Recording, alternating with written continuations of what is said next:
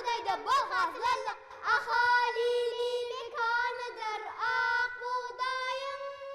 Bereketli içerci art yargın tayin, saçaklarımız yılacak çörekten doli, göğ asmanına doğan nurlu günyali.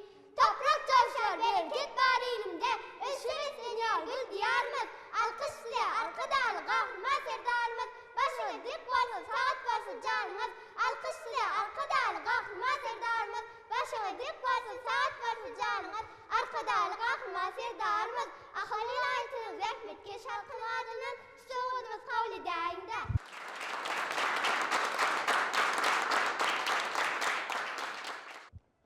Президент Сердар Бердмухамедов принял участие в торжественной церемонии, посвященной успешному выполнению договорных обязательств по заготовке зерна. Мероприятие, состоявшееся в присутствии членов правительства, региональных руководителей и юных граждан, ознаменовало новую трудовую победу туркменских аграриев. Высокие гости и участники церемонии выразили искренние поздравления президенту Бердмухамедову с достижениями земледельцев, которые сдали на Харман Родины более 1 400 000 тонн высококачественной пшеницы. Молодые представители каждого региона страны продекламировали вдохновляющие стихотворения, воспевающие достижения Туркменистана и самоотверженный труд Дайхана, и им были вручены подарки от имени президента. В ознаменование этого события вице-премьер, курирующий агропромышленный комплекс, преподнес президенту в дар ковер. По завершении официальной части президент Сердар Бердмухамедов сфотографировался с детьми, присутствующими на церемонии,